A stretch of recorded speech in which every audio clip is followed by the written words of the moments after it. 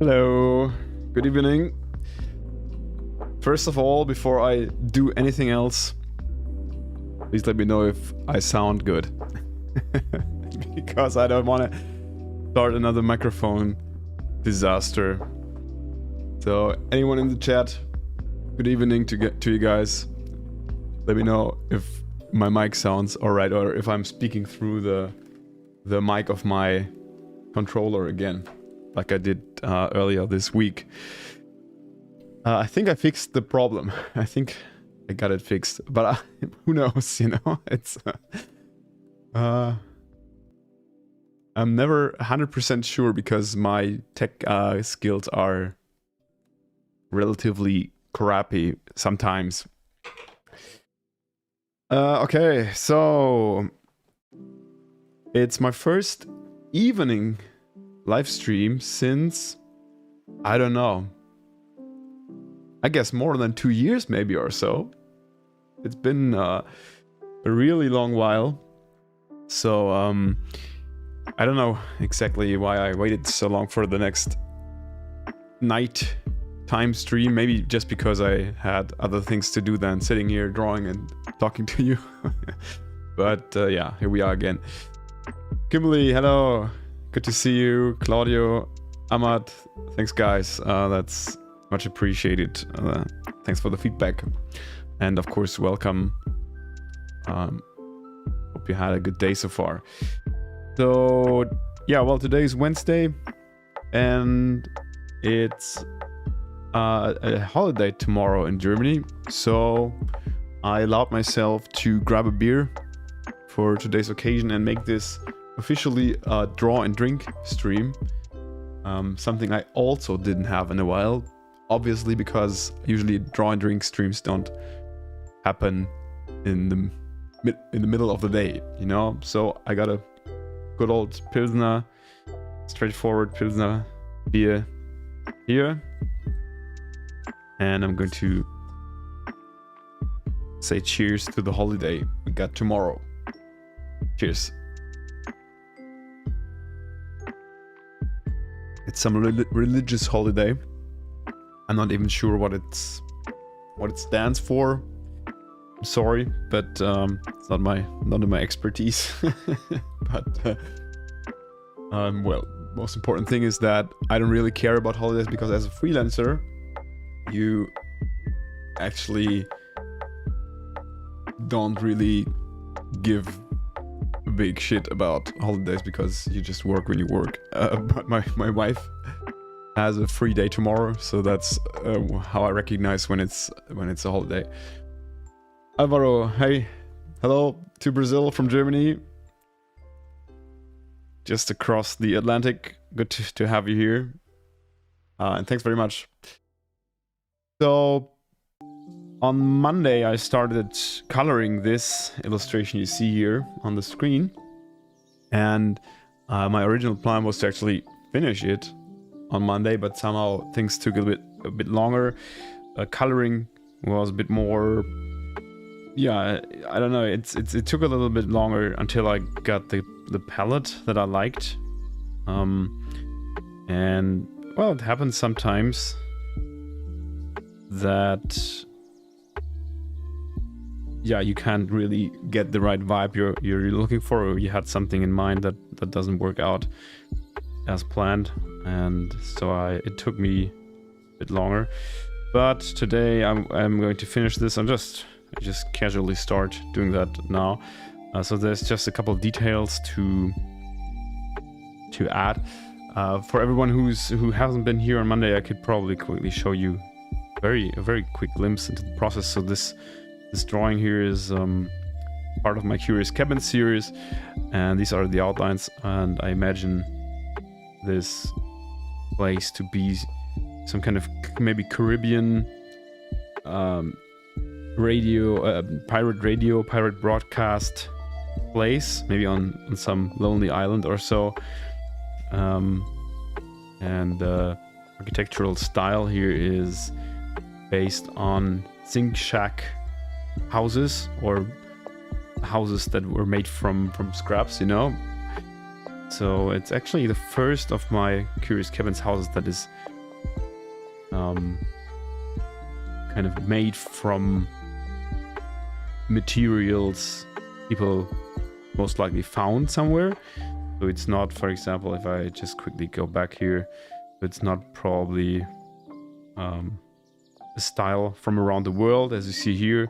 So these are all basically, or mostly based on styles we know from different countries. And this one here is kind of freestyle, DIY kind of house. So this is the outlines. This was the first very rough scribble for the composition I made. A pretty easy thing actually, because it's basically built with cubes. So I just took a lot of cubes and stacked them. So this was my procedure when I came up with the composition. So I just tried to find a good balance in combining these cubes. Yeah, so, and that's the result here. This is the color palette. Originally didn't want to go for purple, but in the end, as so many times, I have some purple in there. Well, can't help it. It's my favorite color. So what can you do? Purple is in me, always.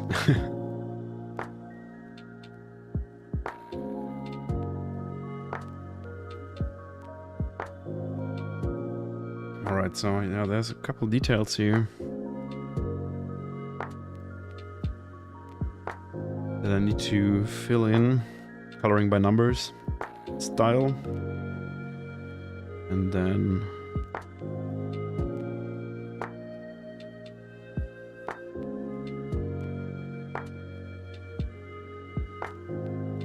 I want to head over to the shading.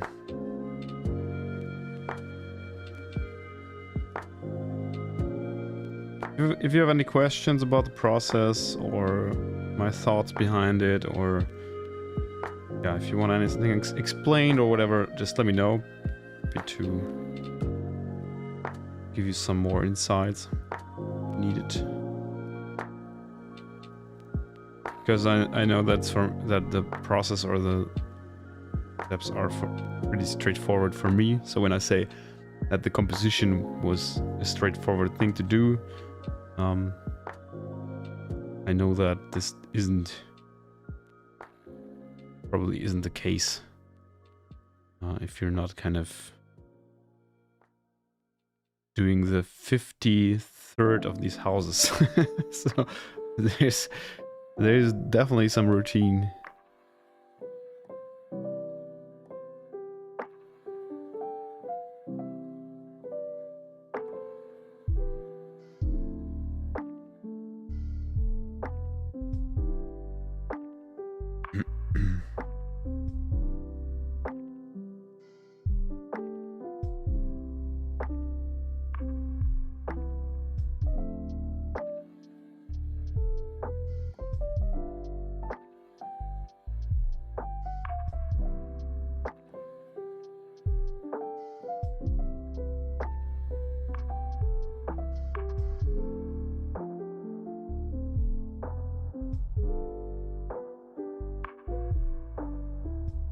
So I'm gonna fill in some rusty details here, and then I want to change some details overall, because there's something I recognize that I do not like yet. I'm just going to tell you what that is in a minute.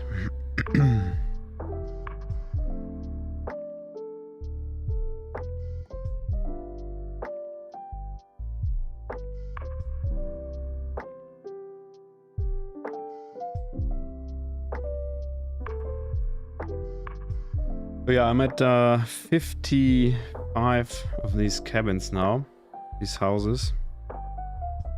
And my original plan when I started the project, I completely, without knowing how much time it will take in the end, etc., had the plan to make 69 of these houses.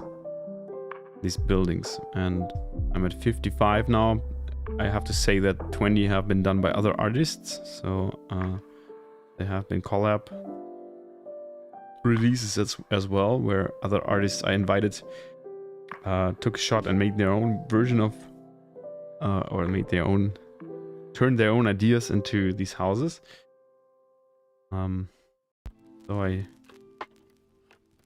I'm going to be out of good ideas soon. That doesn't mean that I won't be able to come up with something for the last 14 cabins, but I have a sketchbook where with like lots of ideas just written down or scribbled down very quickly, or maybe sometimes it's just an image I found online. And then I will need more ideas for cabins, so I have to sit down and think about what I want to do next. So if there's any architectural style that you like, or if there's any idea that you have, feel free to share. Maybe it will make the cut, and I will turn it into an illustration sometime. I may ask around on Instagram as well sometime. I think one idea I had was a pinball house, so like a pinball machine that is also a building. That's something I think I'll still like, that I have in my sketchbook as an idea.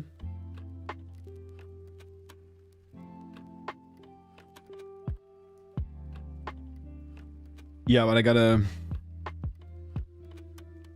come up with a couple more.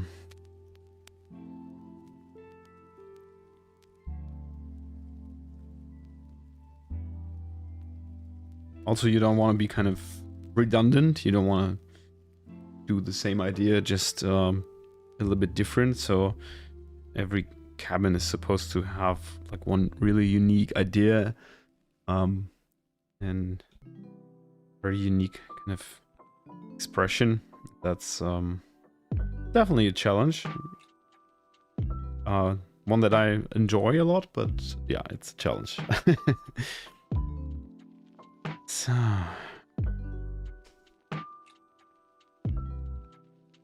So the thing that I'm not so sure about is how the color is balanced. I already had that thought on Monday. So when you look at this area here on the top, it's very purple blue, and then we have the area here which is very orange and yellow. And I think apart from this banana tree here and some details, it's a bit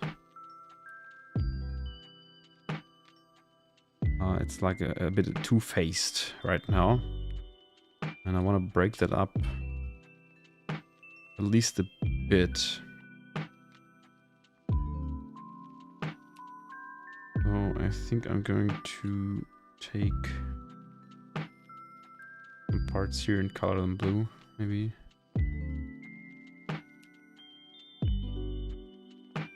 It's really a small detail, but I think it even helps already. Cool that it works this way.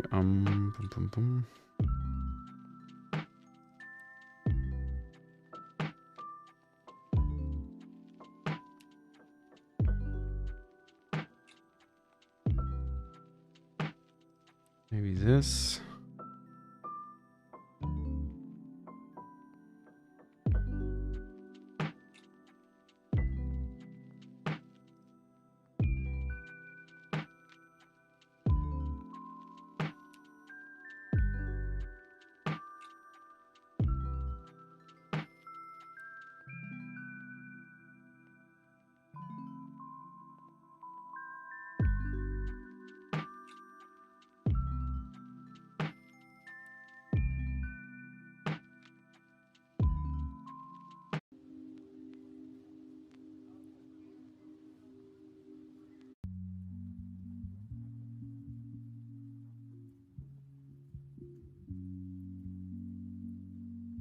Yeah, maybe that was enough already. I think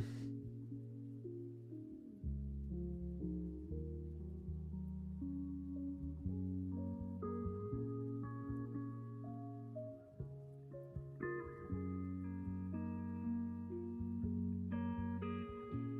yeah, maybe I'll revisit that later. But first of all, let's do some shadows.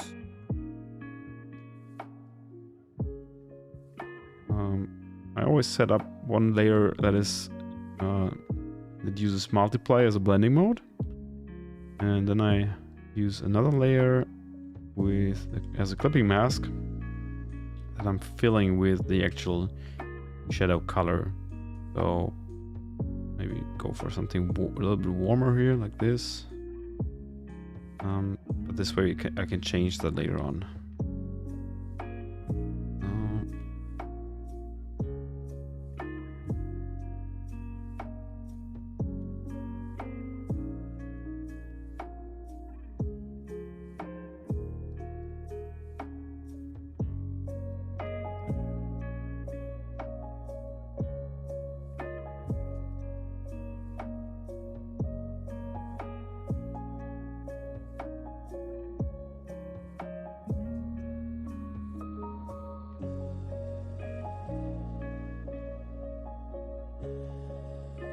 So I see oh, that didn't work.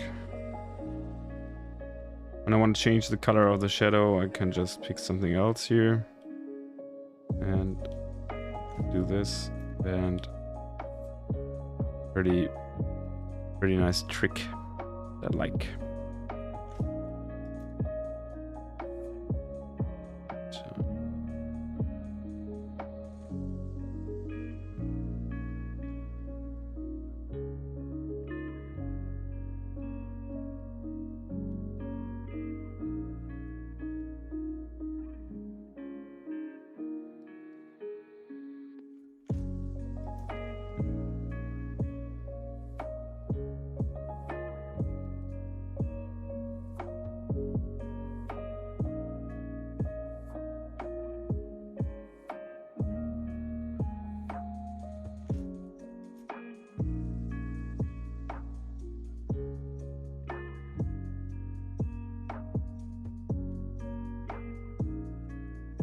Could use a thicker brush for the shadows, by the way. So the one I'm using is the same one I used for the outlines. I like to, sometimes I'm using the fill tool if there's a big area that I want to fill quickly, but I like to still keep the outline brush for the shadows because sometimes it adds a bit of texture from the brush, or for example in these areas here where I have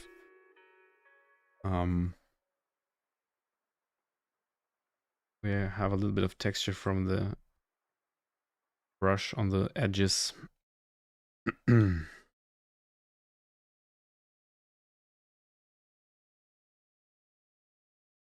It's really small details, so it's probably wasting time, I don't know, but just like to do it this way.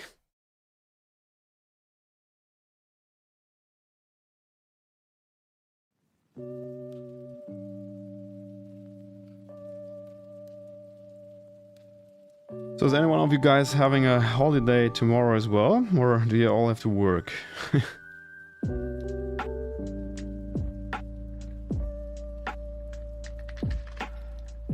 I'm going to work as well, but maybe not as much.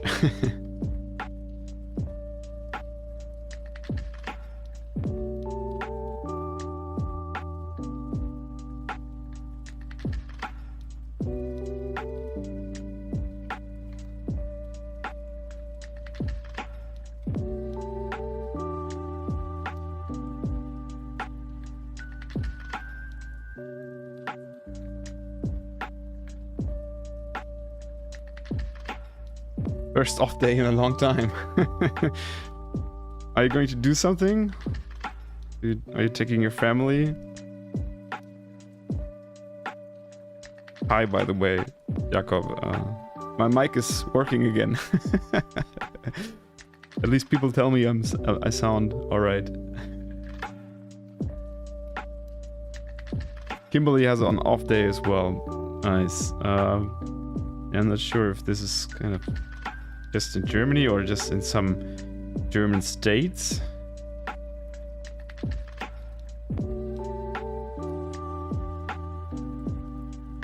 So you didn't take the 1st of May off then, Jakob, because that would have been another holiday.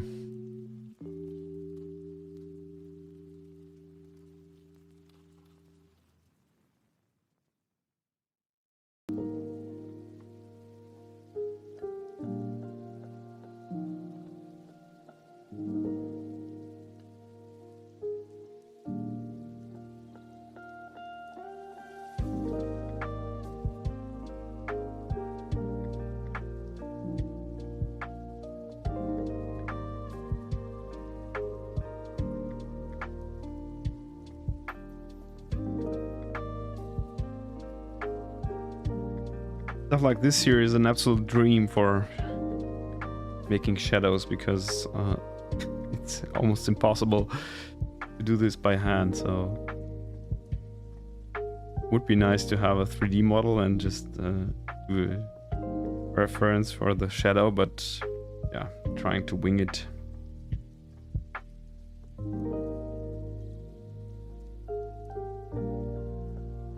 At least it's not cast on something big, because the light is coming from here and there's nothing here that this satellite tower thing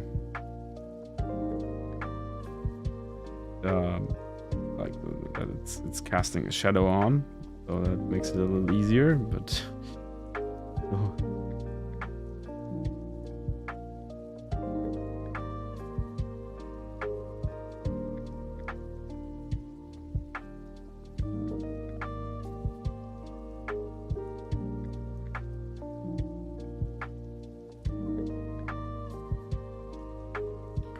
Mora, hello. Good to see you in the chat. This is the Tony Montana brush from my brush pack. I actually have it selected as right now for the shadows as well. I don't know if you got that when I was explaining that earlier, but it's the Tony Montana brush from my brush from my brush pack. It's very I love it. It's my favorite brush, so it really feels very natural. And yeah, it's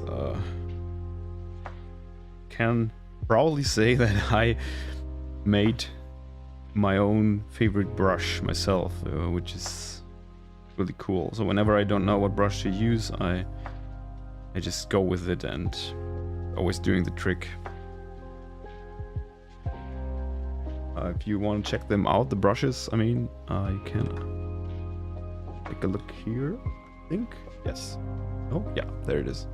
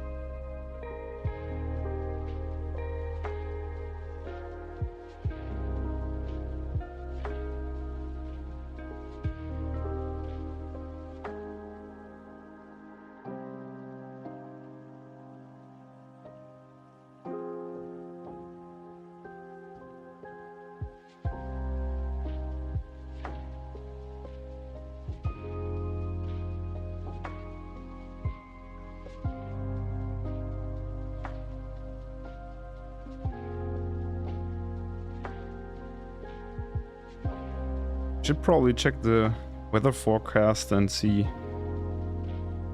if I could maybe do a bike tour tomorrow or so with my wife.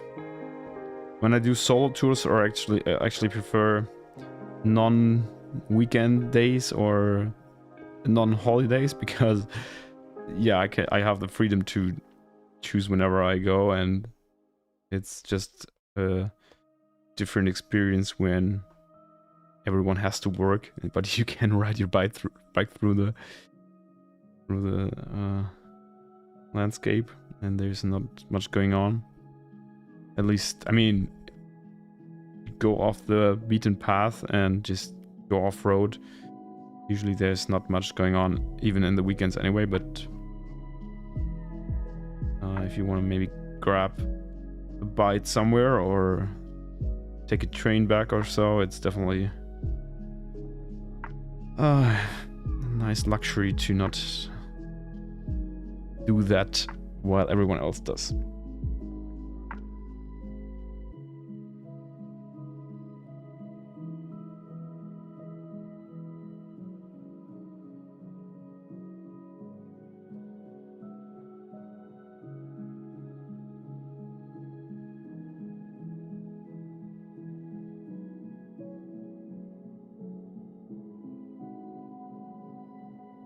Yeah, it's the brush is pretty straightforward, I think. Not that it uses any magic or any crazy stuff, crazy functions. It's just a pretty straightforward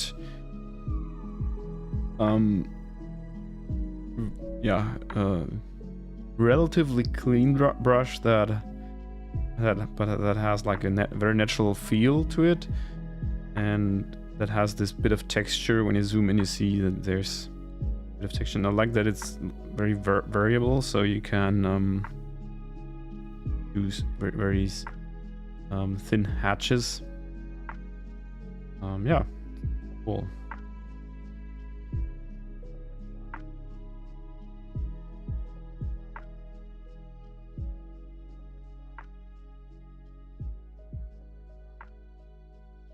Tatsuya, hello, good to see you. No worries, I'll happily explain again. So, shading right now is working with 2 layers. So I have one layer here, layer 7, which is set to multiply, and I have another layer that is a clipping mask. Just that, only clipping mask. And I always fill the clipping mask with any kind of color that is in this area, usually. So somewhere here. If you go for full gray, I think it looks a bit dull usually. It makes colors look a little bit flat. So my go-to technique is to pick a color that has a bit of a tinted hue. Or that includes color and isn't monochrome. And which hue that is usually depends on the vibe I want to go with, or the color mood. And the cool thing is that with this technique you can control the temperature of your drawing. For example, if I pick something very cold like this here, you see that in this area where I already did the shadows, you see that it's pretty cool. And if you go for, let's say, something like this here, you can heat it up a lot, and you can control how much very nicely. Yeah. I haven't finally decided on something, so I just pick anything that looks good for now. But I'm most likely going to change that later on.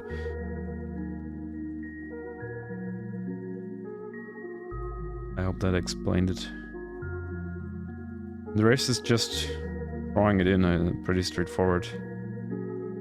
Also something that takes a bit of time, but I like it that way.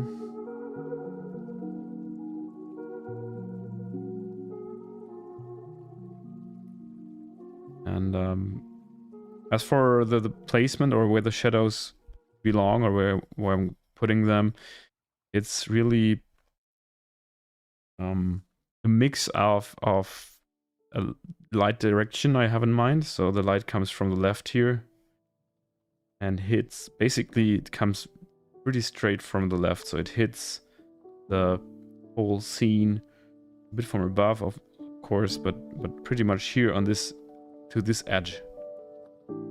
So every shadow that is cast, for example, when we have a cube here like this, then this is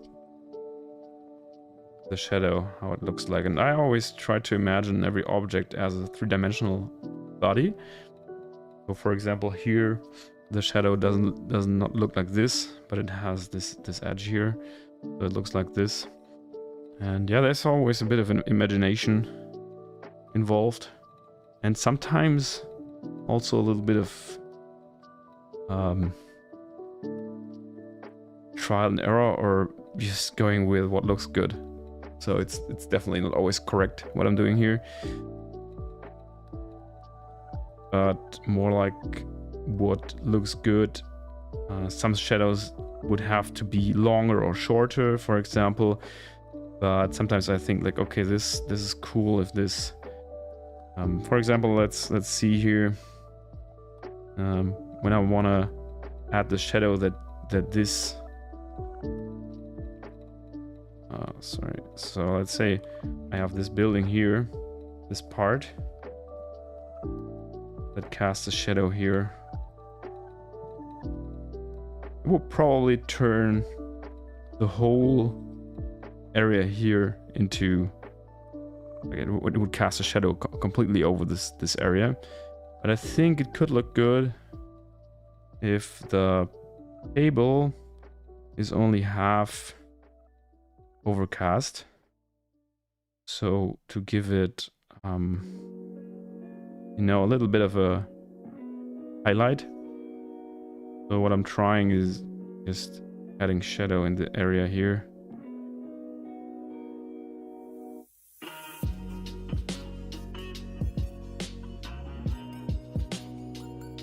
Like this, for example, maybe even less.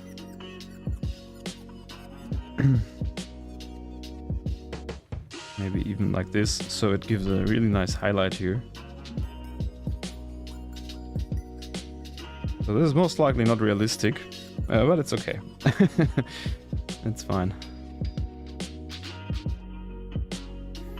Something I really want to get better in, so something I definitely want to improve in, is planning my compositions a bit more in terms of where the lights and the shadows actually fall in the end, because something I recognized that I really didn't do so well is building compositions that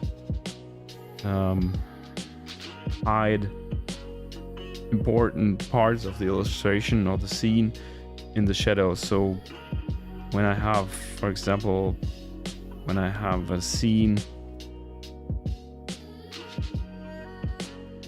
that has a central part here, let's say this is very important, and you want to put the focus here, you should maybe not build a wall here that casts a whole shadow over the scene, but you want to build the wall here, or just here, you know, so this is kind of in the, works as a focal point, or as not as a focal point, sorry, that was that wrong term.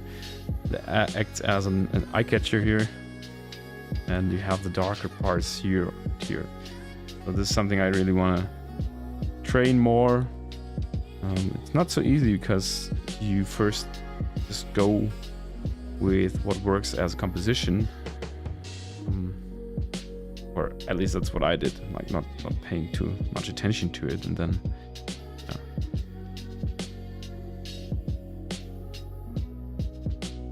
I also flipped the canvas, so I had scenes where I thought, okay, I totally fucked up the way the light is cast here on the scene, so I just flipped the canvas. Or you change the source of light, of course, that's also possible. But all the cabins, that's something they all have in common. All the cabins here, all these, I always have the light coming from the left. And I don't want to change that because it's kind of part of the whole consistent style they have. Even if most people wouldn't recognize that or wouldn't even pay attention to that, but I do, so yeah.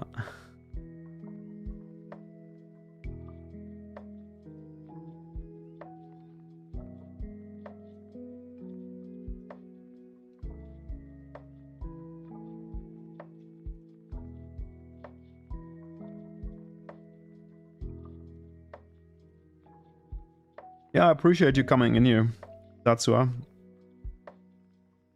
Good to have you. I mean, I haven't been streaming a lot as well, so there haven't been so many streams you could have watched anyway.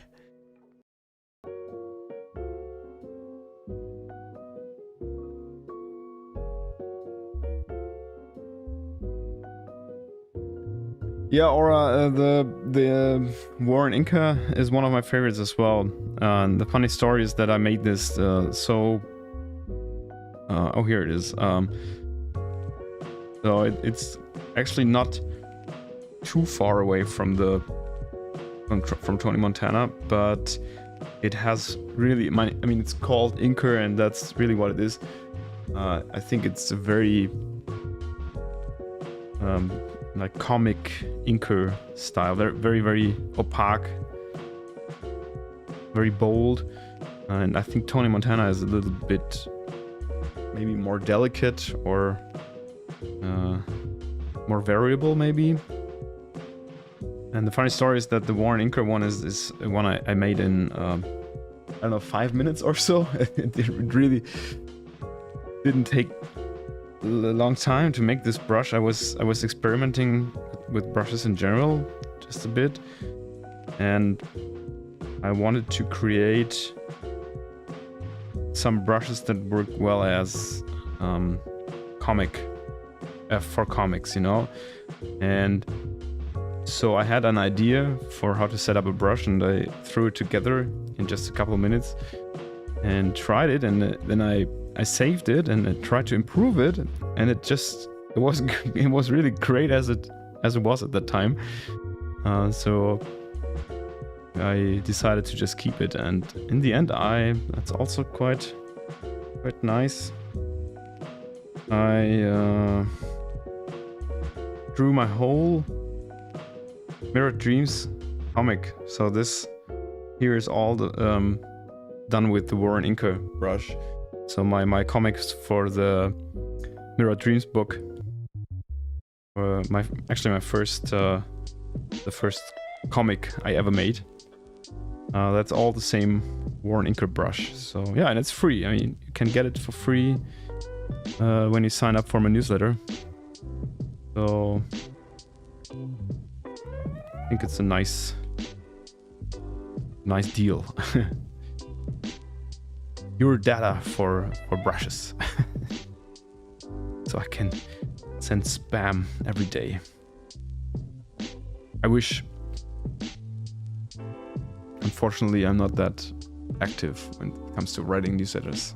Should be more active, but I'm not.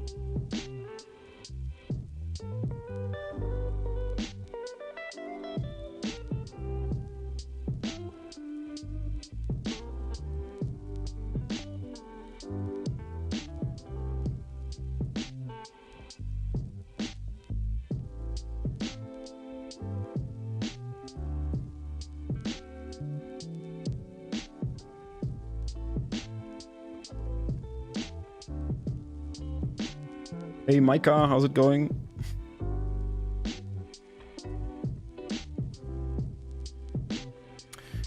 Oh, Ahmad, thanks for getting my brushes. So I don't have a guide or something right now, but I think I once made an overview for use cases. But in the end, it's really, so if you got the plastic brush pack, these are basically all for most suited for scribbling and outline drawing. So that's really the reason or the use case I made these for. I don't know if you got another pack. So I have the playground packs as well, which are more experimental. So the use cases there would definitely differ a bit. The plastic brush pack is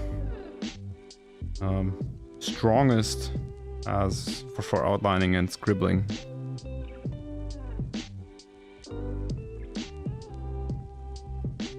So there's if we can take a quick look here. So if you take, for example, Tyler or John McClane, these are very sketchy, so rather on the scribble sketch end. I mean, this one is always a bit bigger, and then you have like step by step the brushes are going more into a clean outline direction. So we have, for example, Ricky here is a good example. You can use it for scribbling but also for outlining.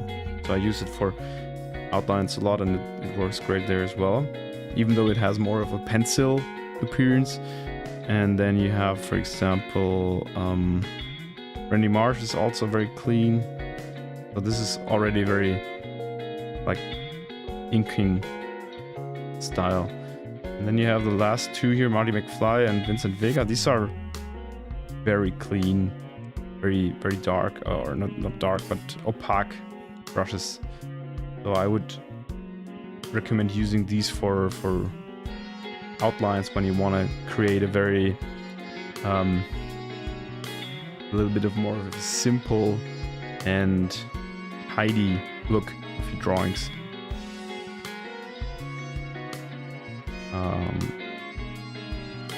But in the end, it's really, so I mean, I don't want to be lazy, but trial and error works best. So I just really experiment a little bit and see which ones are your favorites. And in the end, it really depends on your personal preferences, which ones work best for your style and your approach, I guess. Yeah, but if you want to change any properties, I mean, there's lots you can do, right? I have preset size of the brush that I recommend using, because I think it's the ideal size, but even there you can just really try and experiment a lot. For example, the plastic pencil, for example, I'm using this one as in very large sizes, like this as well, when I want to kind of highlight or scribble something real quick with very thick lines. I think this works very nicely as well. Others behave a little differently when you increase the size too much. Yeah. That's a good point, to be honest, because I think a little guide or something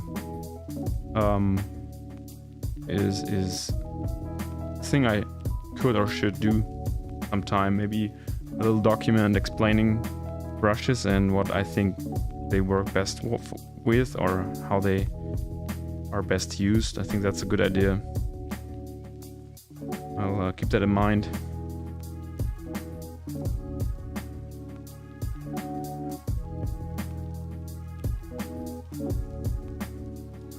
Yeah, and apart from that, I hope you'll enjoy working with them. Hope you'll do lots of nice illustrations.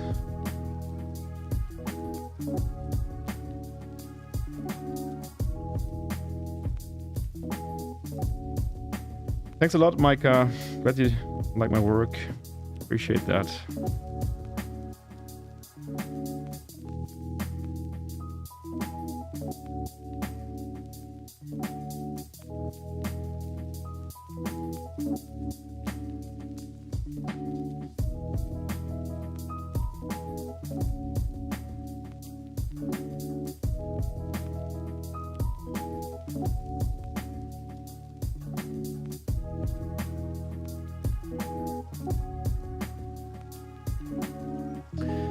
Hey Lenny, thanks for subscribing. There should be a mail in your inbox already with a download link.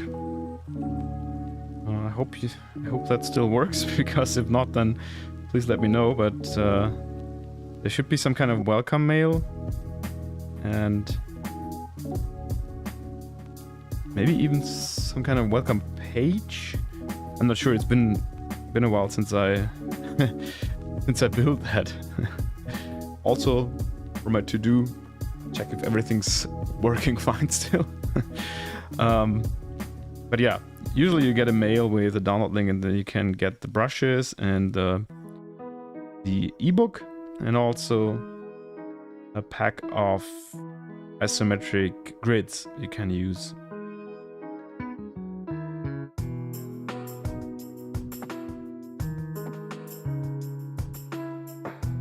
Hey Dree, how's it going, man?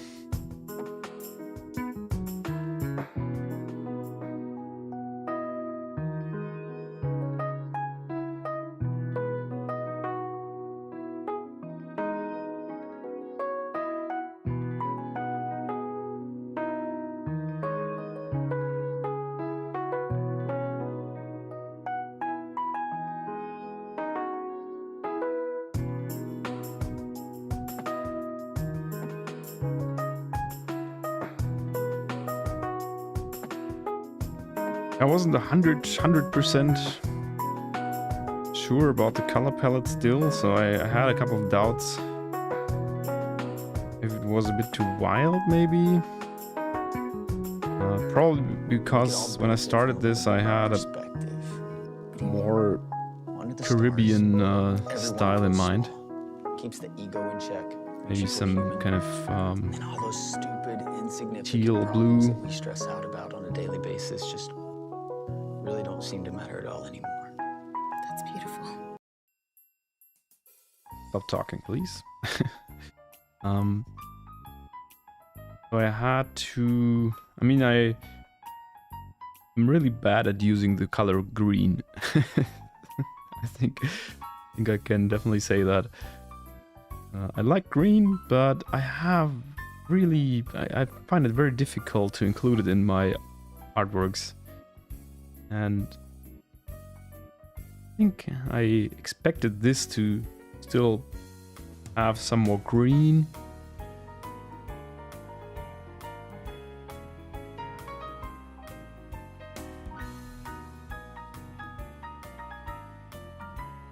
Now as I'm adding the shadows, I think I see it coming together.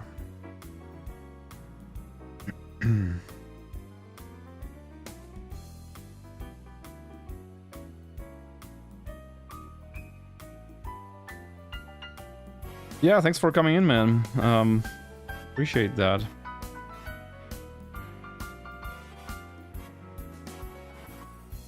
What are you working on at the moment? Is there anything cool in the making? Apart from growing your Instagram account so you can sell prints sometime soon.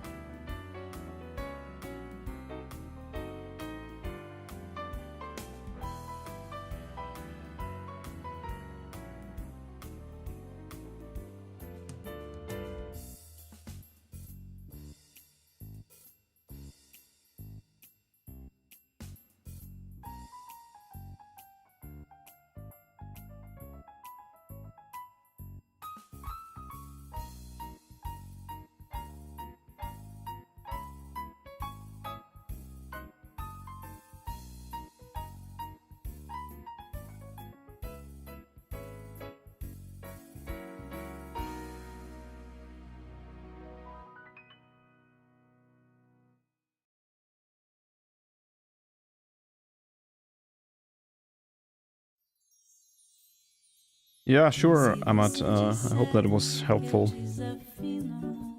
But if you have any questions anytime, you can also just DM me on Instagram or send me a mail or something. It's sometimes I take a bit longer to reply, but I always do. Usually. Oh, maybe there's someone watching, still waiting for a reply. But yeah, it's no problem. Just let me know if you need any help.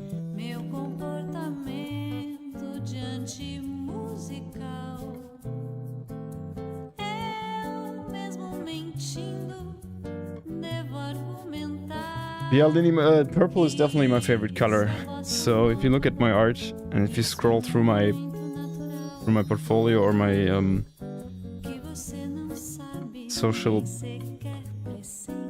feeds, not my feeds, my profiles, you see that I use purple a lot. It's I think it's a great color, and a couple of years ago I started using it more and more, and I feel like it's, or well, it is part of my brand now.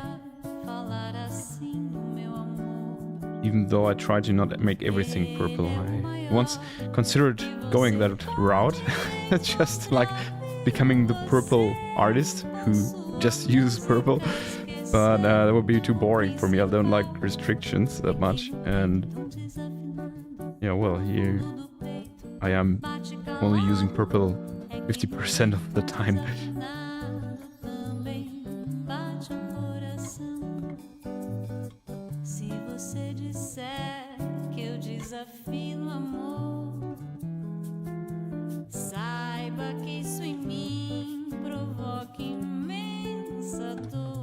That Portuguese music in the background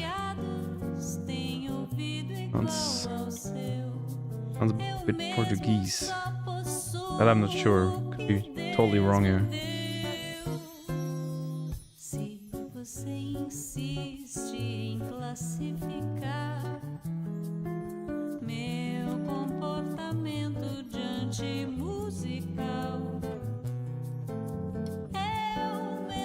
Yeah, Dria, I mean, your work is really great, so I hope it comes back at you at some point and you'll get your reward. But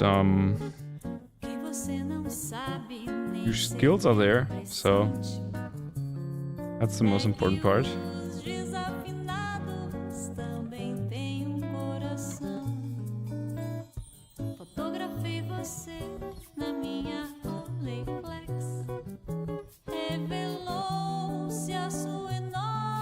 I think for me this could be the year where I finally finish lots of personal projects I had lying around.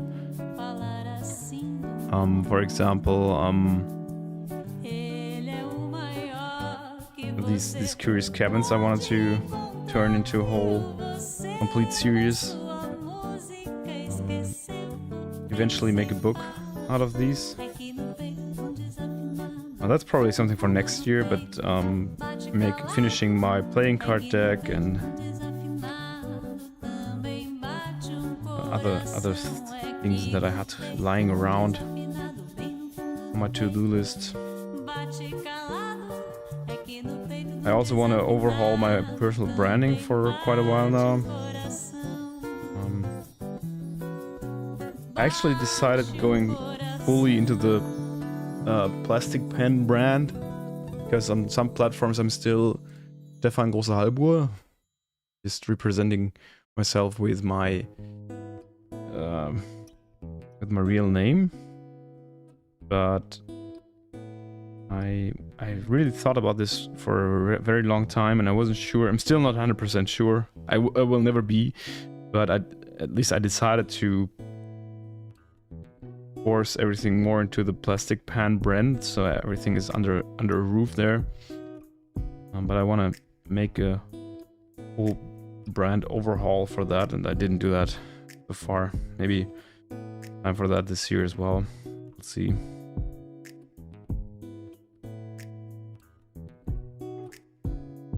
because there's not much work coming in. I think many creative freelancers can relate. And this gives me the time. Now the question is, where does the money come from? But we'll figure something out.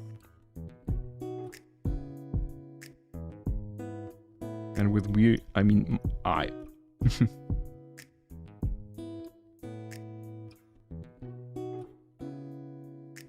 Oh, your favorite color as well, Linny. That's great. Well, high five to the purple lover. Yeah, I think it's... So purple is a color that doesn't... that isn't around a lot in nature. So in real life, if you walk around, you do not see a lot of purple. I think that's also a reason why purple, for example, was a color that was used by kings and bishops and important persons or important people in medieval times, because it was something that set them apart from others. And funnily, it still is. So there's a couple of flowers, of course, and some trees that have purple, that bloom in purple. But not that many. And if you make something purple, it instantly, automatically kind of looks magical and special, and that's what I really like, because I like to draw everyday things and profane objects and scenes with a special twist, and using purple for these just adds another layer of yeah, as an eye catcher, or gives it a special vibe.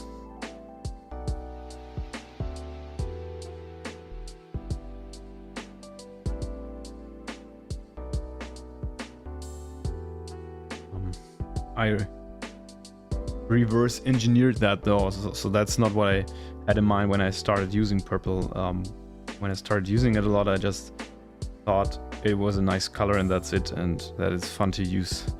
So, and then I kind of tried to analyze and find a reason for why I enjoy using it a lot and why it's special, etc. So it's not that I put so much thought behind it in the first place.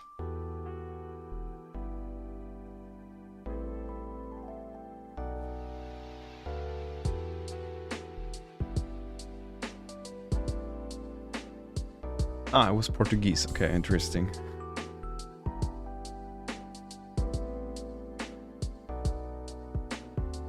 It's just some playlist on SoundCloud that hopefully is copyright free or free to use on YouTube.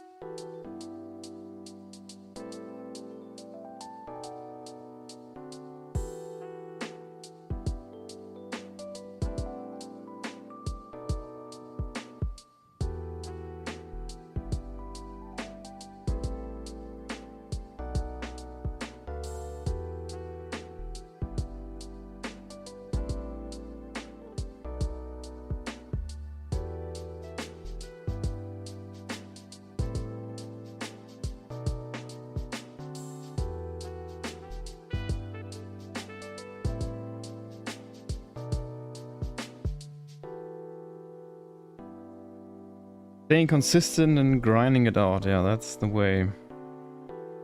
Even though with the whole consistency thing, it's something I am a bit unsure about. I mean, I know it's important if you want to grow on socials.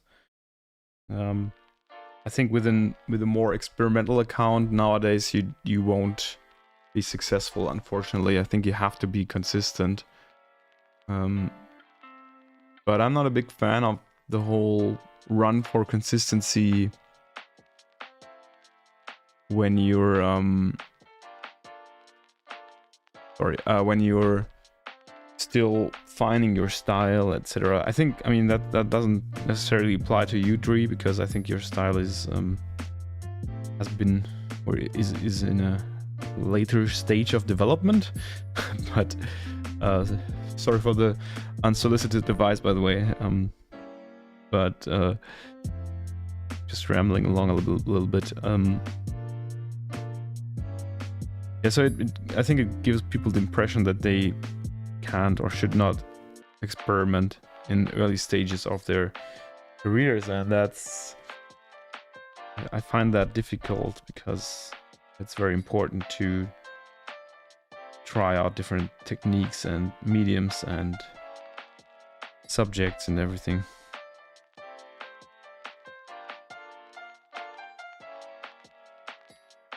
But that's just my opinion. Of course, there's people who find their style very early and are wildly successful and just stick with it and even do the same thing over and over and it just works. So it's just my opinion. When it comes to building a sustainable style and a sustainable artistic approach, you know.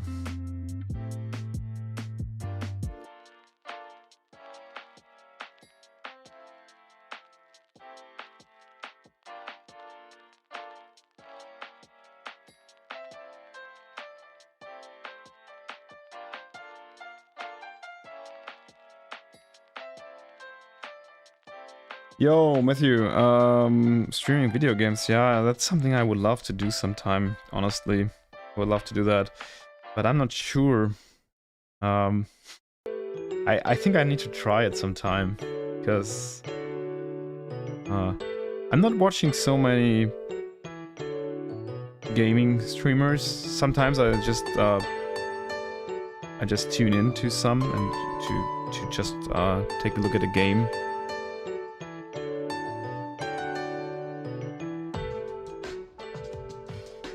But more like that, because I want to find out if the game is something I want to buy, if I like the style, etc. Yeah, but yeah, I don't know. Maybe on Twitch.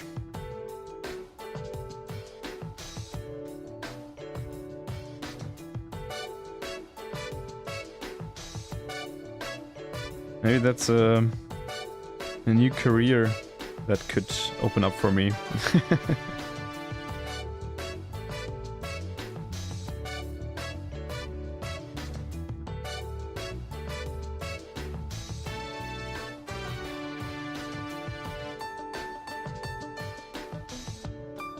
I took my job and then I became a Twitch video game streamer. Sounds alright, sounds tight.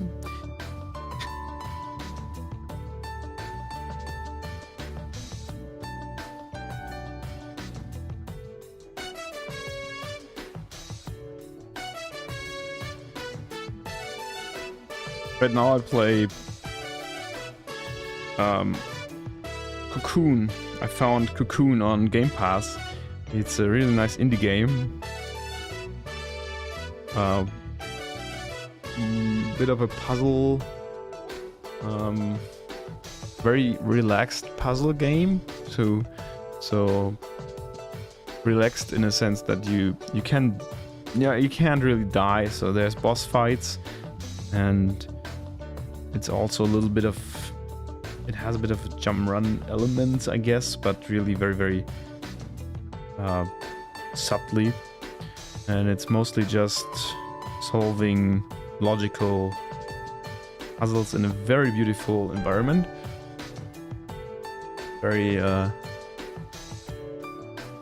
some kind of low poly, so this kind of typical indie game low poly graphic style that, if done right, is just really, it's always working for me. Can look shitty, it can look really cheap, but if the art team gets it right, I love this kind of style, and I'd recommend it. So maybe I should stream that, but I'm in the middle of the game now, so I guess that's probably a bit weird.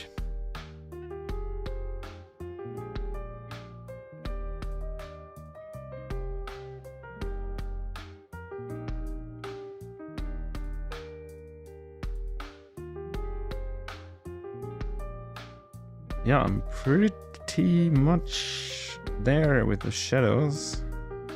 Usually I forget some parts first, like this here. Definitely needs to be in the shadows. In the shadows. Oh.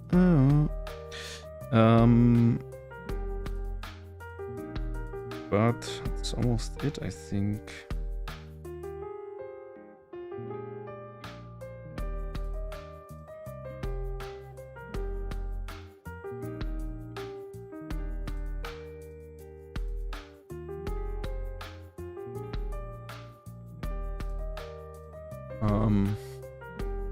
Yeah, apart from Cocoon, I also play Last Epoch with some friends. So we have a team of 4 and play Last Epoch at the moment every Monday. I could stream that as well. I'm not sure if the others would want that, but yeah. And I also started playing Graveyard Keeper because it's only $4 right now on Steam. And I love cozy building games like Stardew Valley. Stardew Valley was obviously inspiration for Graveyard Keeper, but Graveyard has a bit of a unique touch to it with like some dark humor, and it's fun so far. But I only played it 3 hours or so I just tried it, and it's nice. It's very slow, feels a little bit, maybe a little bit grindy. Very, yeah. The progress is relatively slow, so we'll see if I stick to it, but so far it's nice.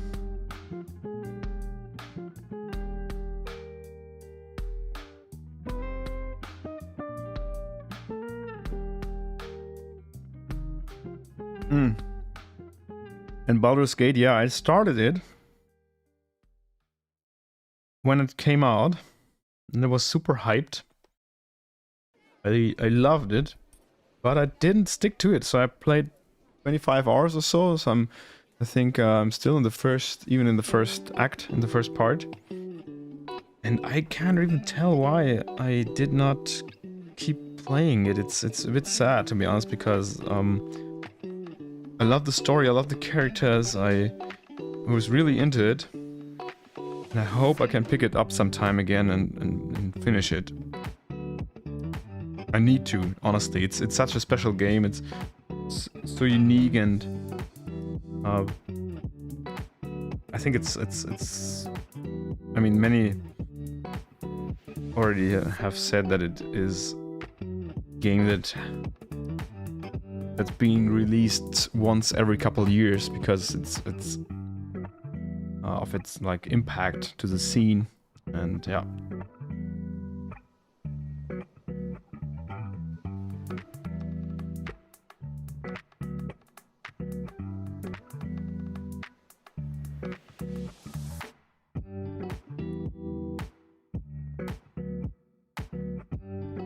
Okay, I think I'm happy with shadows now. Now comes a couple of textural details, and also we need to find a good background color. Maybe green. How about green? Oh no, I hate green.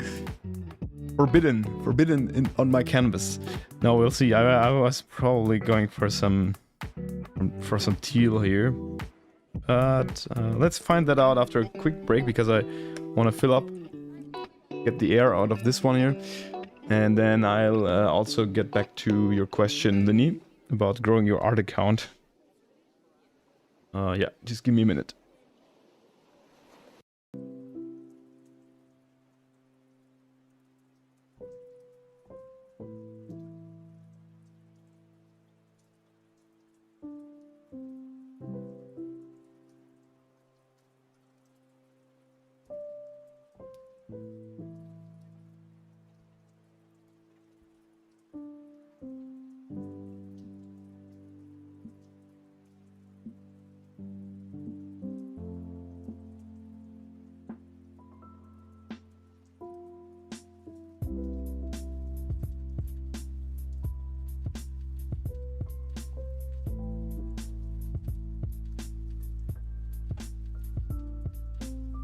So, animal well, yeah, I think I have that on my wish list. Let me check.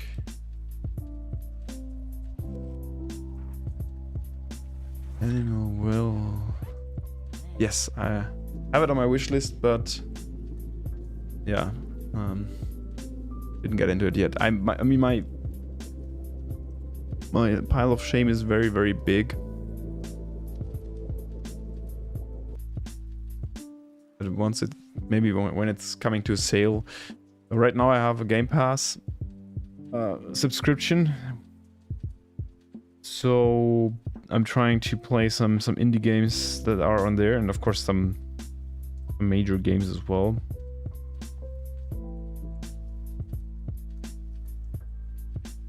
Maybe it's even in Game Pass. Let me check. I have been surprised so often by the Game Pass. I even bought some games on Steam only to find out that it's in the Game Pass while I had a subscription running. Oh, no, but it's not. Okay. Well, worth a try.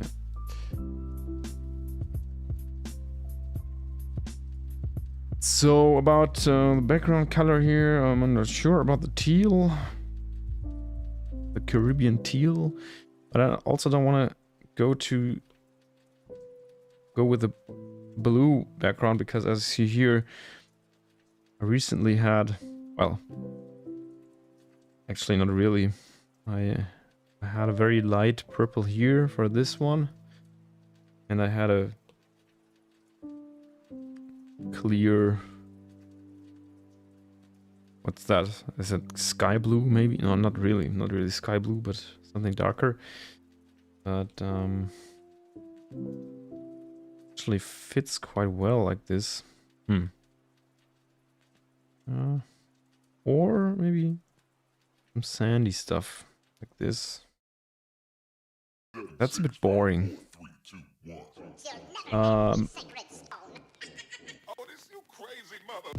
So, Linny, sorry about your question. Any tips on how to grow your art account? Well, yeah, I used to have a lot of tips about that, but recently, and with recently I mean the last 1 to 2 years, I find it hard to really give solid advice, and I also do not find solid advice online anymore. So there used to be a time where there were clear rules for what to do, like best practice rules that always worked if the quality of your post in general was there. And that's the only thing that you currently can control, is the quality of your work. So that's what I would say, or would answer to these kind of questions at the moment, is to really work on your skills and work on your unique way to express yourself as an artist, and keep an eye on current trends if you want a chance to grow faster, or not. That's up to you, of course. I would never ever give anyone the advice to pay too much attention to trends or to what works and what styles and what topics work at the moment. But unfortunately, I guess that's the easiest way to grow at the moment, is to hop on, to jump on a bandwagon, while at the same time keeping your unique style. That's of course the challenge there. But yeah, it's really difficult at the moment. So social media platforms by now almost all have weird algorithms working that you can't really predict or analyze correctly. Stuff like hashtags isn't working anymore. The whole way how an audience that is interested in art finds art online has changed completely.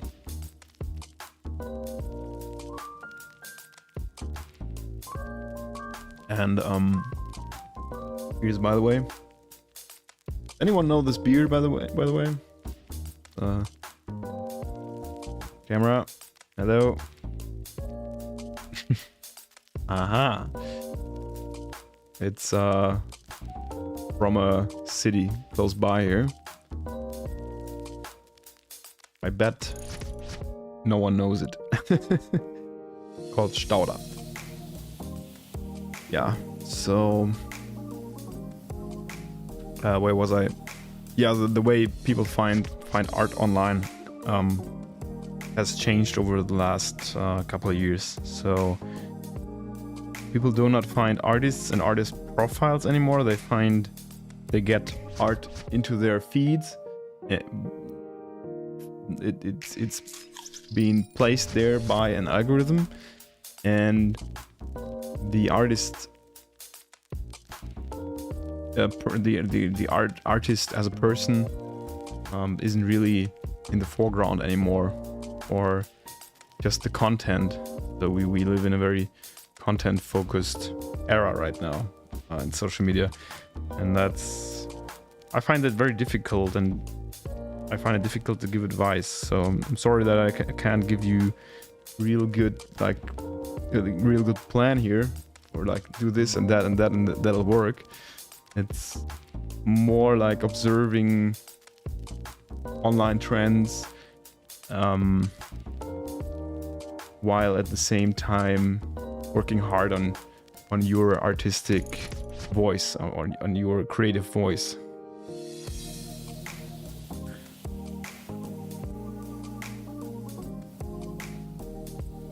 Yeah, the Expedition 33 is on my hard drive already. I've installed it, but I didn't have time to play it. Like I said, I started Graveyard Keeper.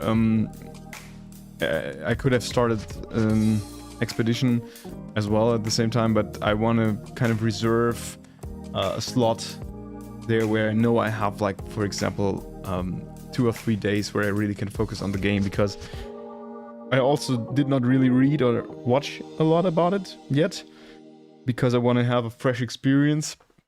For example, I started watching some stuff on Twitch today, and there was a stream by one of the streamers I follow who was playing Clair Obscur.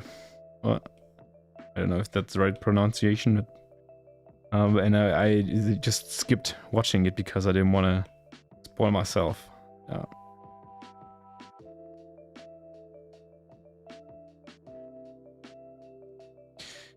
But it's going to happen at some point.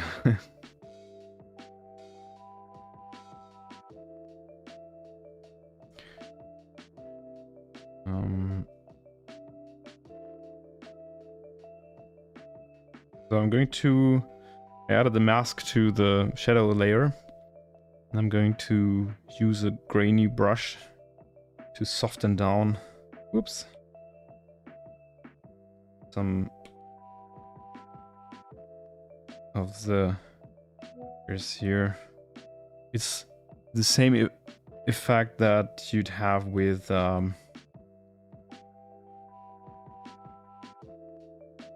with, what's it called? Is it ambient occlusion or something? I'm not sure what the right term is, but when a surface is reflecting light to another surface that is in the shadow, it's kind of this effect. Maybe someone of you knows the right term. Yeah, I just like it to give a bit more depth and more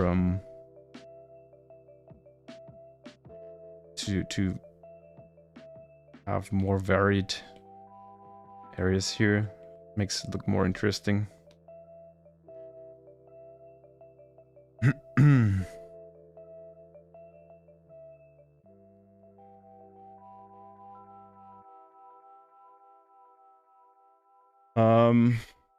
What are your thoughts on putting out artwork which you are not 100% happy with? Yeah, it's that's a tricky thing. It depends. So if it's a commission for a client, I try to find out if the client is just really happy with it, and if I recognize that they are also expecting something else, I try to take a step back and improve my output. But then in this case, I often, so if they are happy with moving on, it can happen because the client, for example, has certain expectations or a briefing that isn't 100% working with my own vision, and which is okay. So I'm still someone who provides a service, and if that service is that the client gets something that I personally do not stand behind 100%, but they are happy, it's all right. I don't mind that too much. I used to have a problem with that, but nowadays I try to just have an easier life and not fight against these things too much, because it just costs time and energy and sometimes money. But then in these cases I tend to not post the results. So I have a lot of illustrations that I made for clients that in the end didn't make the cut for my own social profiles, for example.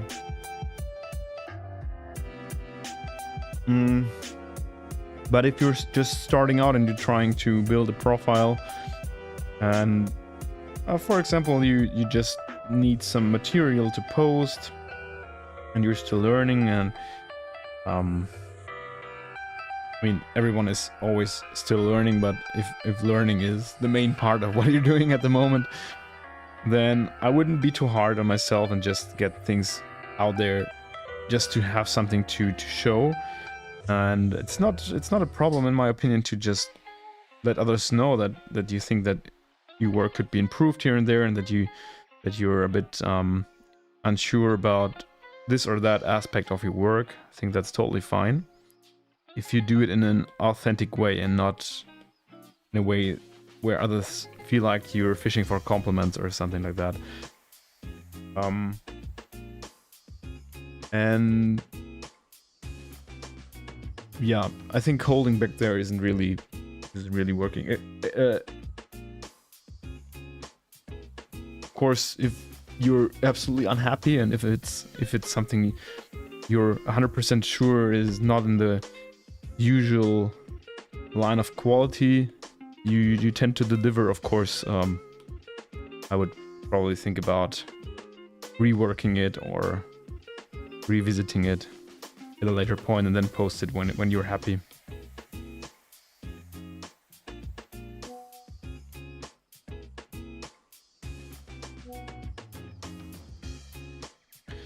But yeah, it's tricky. I mean, artists in general are often people who are never 100% happy. For example, my personal rule for a while used to be that the next illustration I would do had to be the best, my best piece ever. So, I mean, not realistically, but it was like something to motivate myself.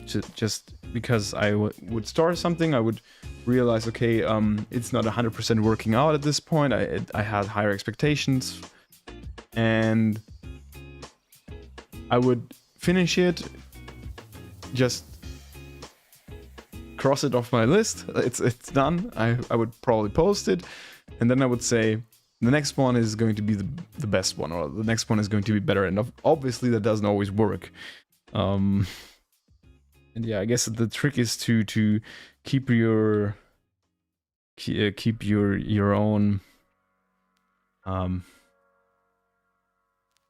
to keep your standards high, but not to be too hard on yourself. I think that's something lots of artists struggle with, and it's definitely not that easy.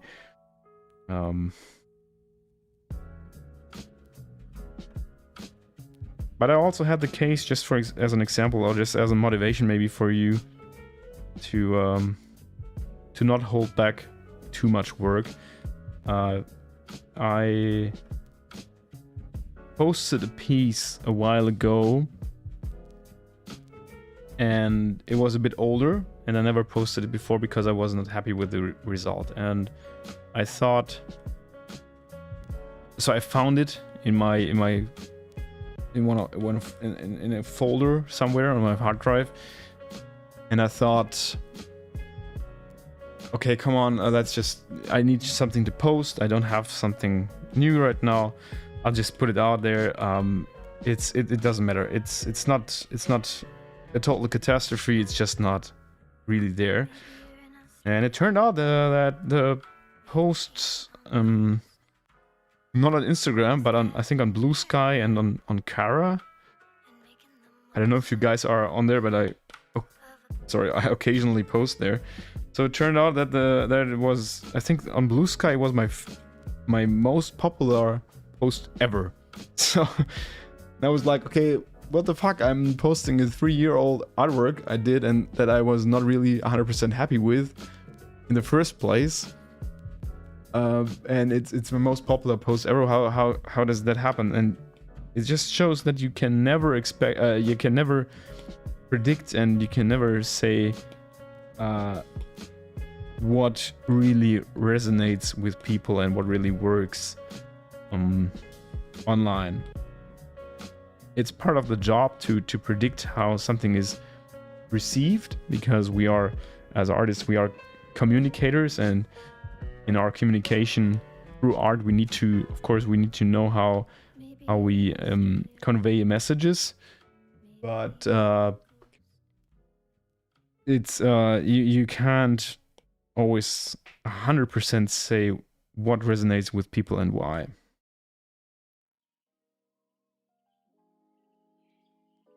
So this is meant as a motivation for you, or an encouragement to just get your work out there, see what happens. And I mean, you can always delete it afterwards if you don't like it. I'm giving the outline some non-black color here. Trying to find the right one. Like this, but it's not enough contrast here. Also, another funny example is that I posted reel once, and the reel went really good, and it got so many views, and I, after a while, found out that the reason for that was that during my scribbling phase, so when I scribbled the rough idea for the artwork, I had an element in there that looked like a minion, you know, from what's the movies, Despicable Me, is that right? So yeah, you know, the minion guys. And so it looked like a little minion for a while I was scribbling, but as if it was hidden there, and people saw that, and some people commented on that, and suddenly even more people commented, and the success of the reel wasn't at all about the artwork. It was just about this coincidental little minion I had in there. So it was a little bit stupid for me, but still, you never know what happens.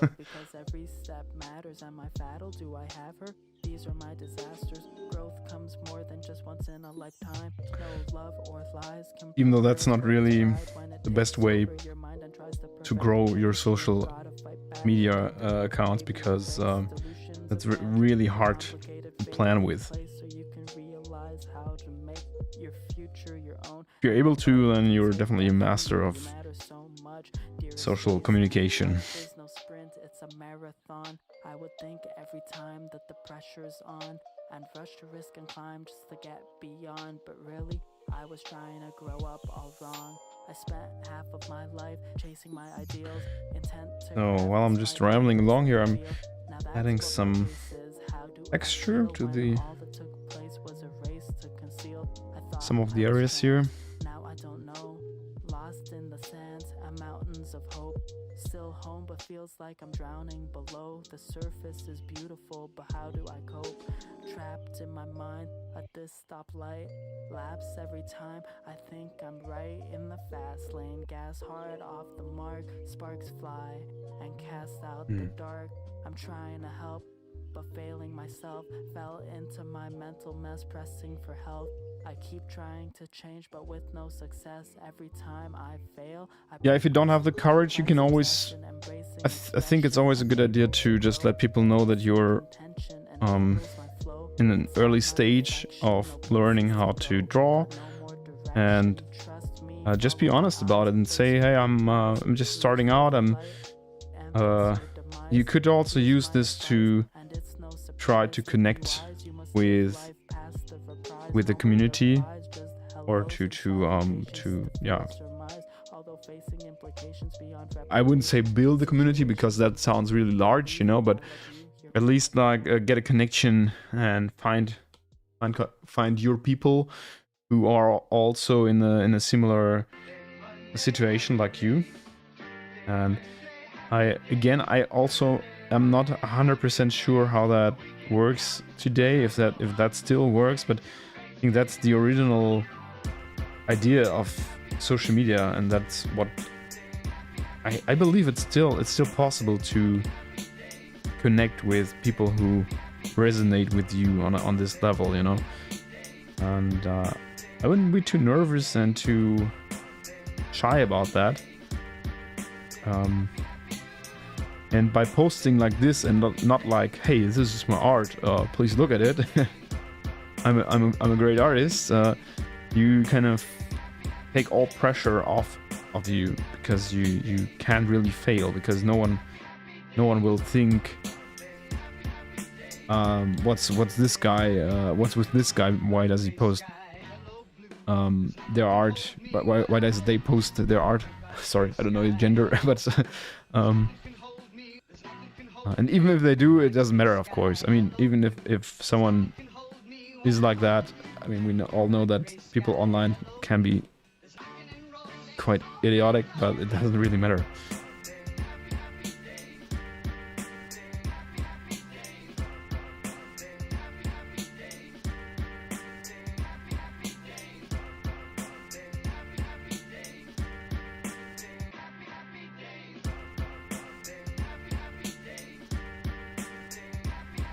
The meets. Hello. How's it going? Who are you in the overworked chat?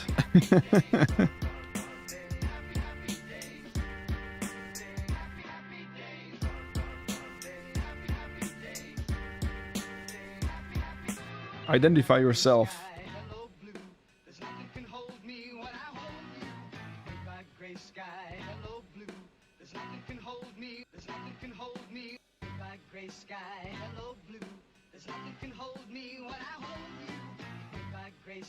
Yeah, these will be part of the big Curious Cabins collection, yes. So I made 5 new ones.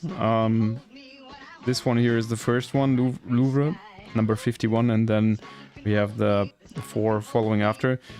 This one here is already sold, or not really sold, but already being transferred privately, because the collector collected the golden caravan back when I had the caravan drop, so it's being redeemed for this caravan. But the other 4 will be available, and yeah, I plan to release them maybe next week, I think. Yeah.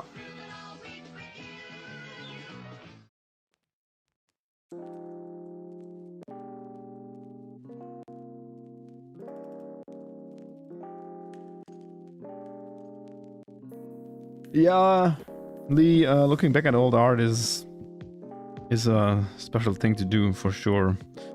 It's sometimes difficult. If you still like the ideas and the concepts, I can very much recommend revisiting them with your current style and your current skills. I did that a couple times, and it really feels good. I don't want to sound like too dramatic, but it felt really cool to kind of give these old artworks that helped you become the artist you are today, to give them some new appreciation and some time. It's not. I don't want to. It's not like something too emotional for me, but it's more like also in an artistic way really cool to try to think about the decisions you made back then and to probably improve them or not if they still work. Yeah, I definitely recommend that.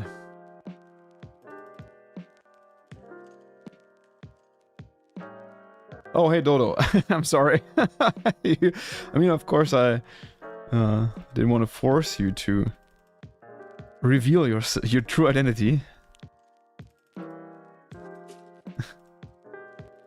I just had to think about Persona. I only played Persona 5, so I don't know if this is the same in the other Personas, but when you encounter an enemy there, your character says, I think, "Show me your true form," or something like that. Or I think he also sometimes says, "Reveal yourself." It was a very, very nerdy thought I just had, most likely. Show me your true form. It's a great game, by the way, Persona 5. Love it.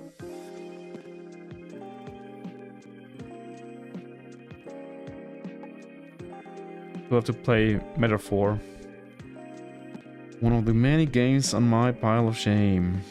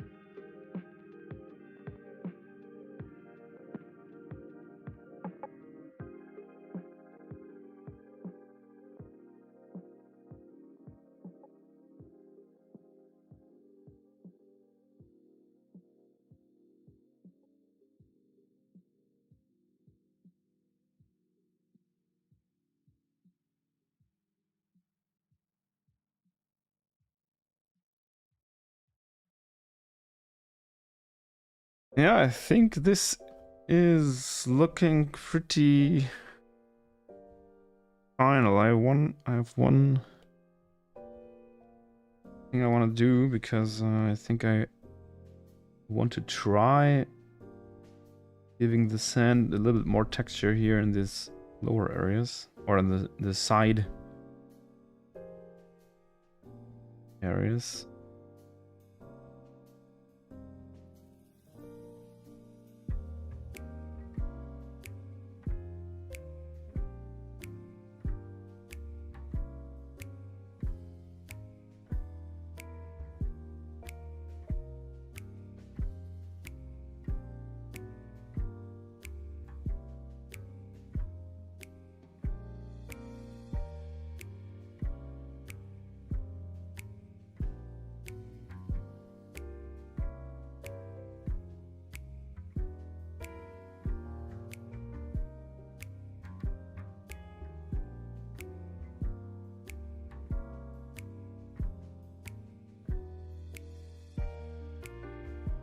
So maybe a bit darker.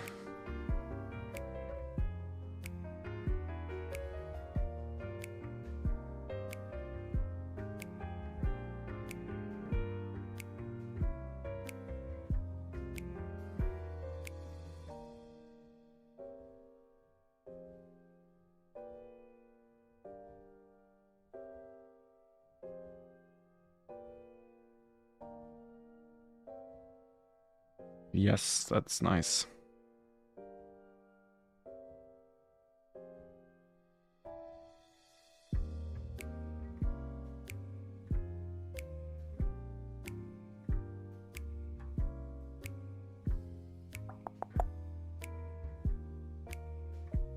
Okay.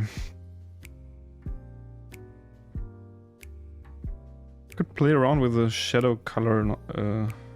Oops. A little. Oh, okay, that's not working. I like that better.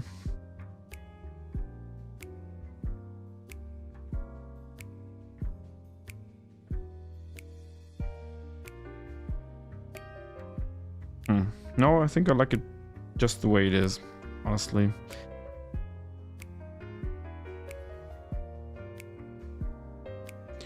Okay, well, last decision is the background color. I think it looks a little brighter for you on the screen, or maybe it's just my screen here. I'm just trying to.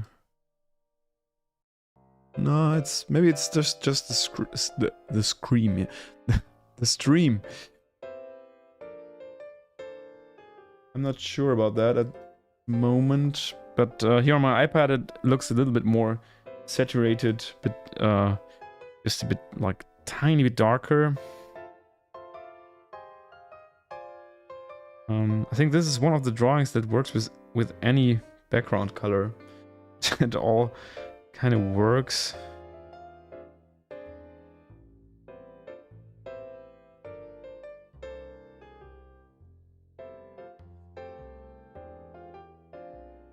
This here gives me the most Caribbean vibes, obviously. So I'll just stick with it.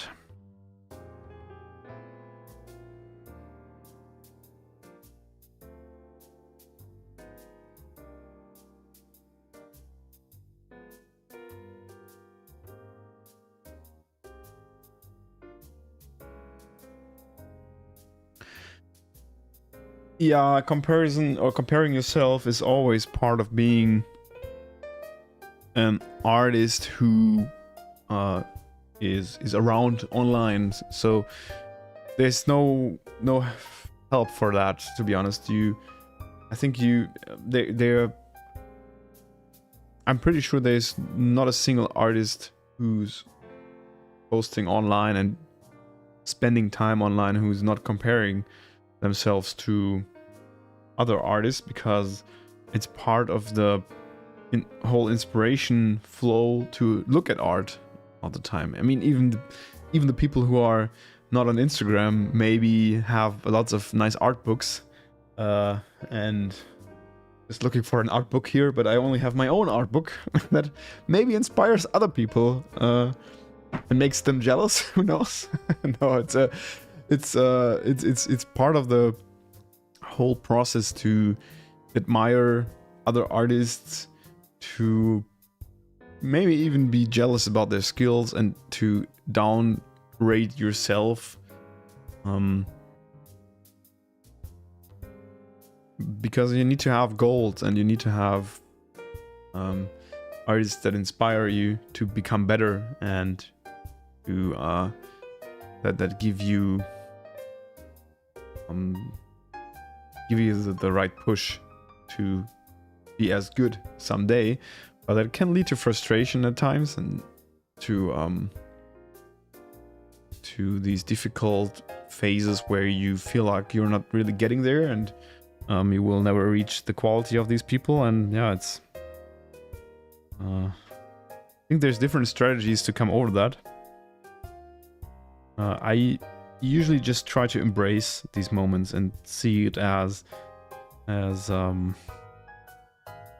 moments where I try to draw lots of inspiration from that, if possible. Sometimes it's just frustrating. Sometimes it's just really fucked up, and you think like, damn, I suck, and I will always suck. But yeah, it's I'm afraid it's maybe just part of the game, to be honest. It's I don't know, maybe it needs to be, I'm not sure.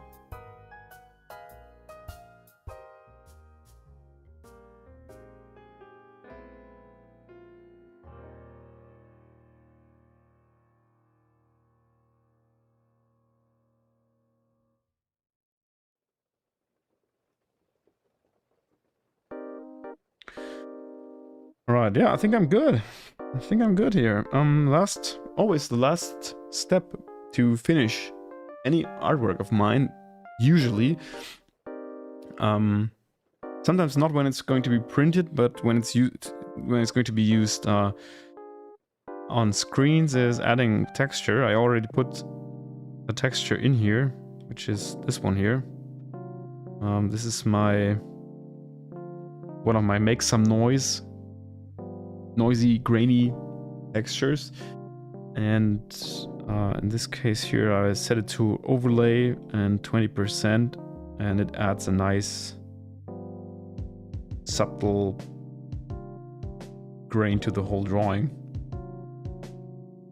If you're interested in getting these, you can check out my Gumroad here, I think. Let me check. No, that doesn't work. Noise? Maybe noise? Oh, no. Okay, let me give you the link. There's some shortcut, but... Is that working? Let me check. Yeah. So there's the make some noise textures you can get if you want the same effect for your illustrations and artworks. Sorry, that was the last time I'm doing sales, Stefan, for today. Yeah, and then the series is now up to 55 cabins. So this was the last one I finished. You probably saw it here over my face the whole time. The process. So this is number 55, and then there's 14 to go. If you have any ideas for new curious cabins, if there's a style you like, or if you think that idea needs to put into a building, it can be very crazy stuff. Like this one here is a house that is a tortilla, a Spanish tortilla inside, for example. Or we also have, let's see, this one here is a brewery with a very, very big keg inside the building. Yeah.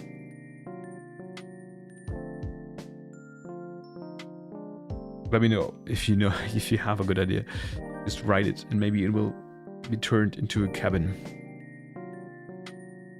Yeah, so that's it, I think. I'm glad I finished the artwork in this stream after I originally wanted to finish it on Monday, but now I see, I mean, the stream is almost going for 2 hours. So now I see it would have been very hard to finish that on Monday without getting too hungry. So I hope you like the result. And if you have any questions, let me know now, because I will be gone in a minute. And we'll be back with maybe another cabin next time. We'll see. Not decided yet.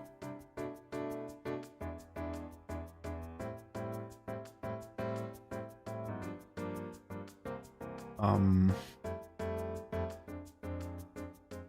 just trying to think about what I have to draw next, or what I want to draw next. There's maybe something I could show you live on stream as well. We'll see.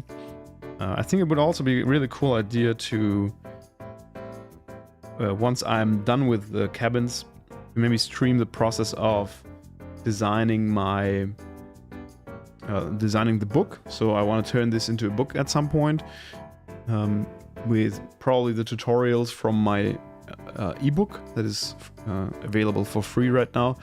So I will maybe take these tutorials and take all the curious cabins and make an art book out of it with maybe some enhanced tutorials we'll see.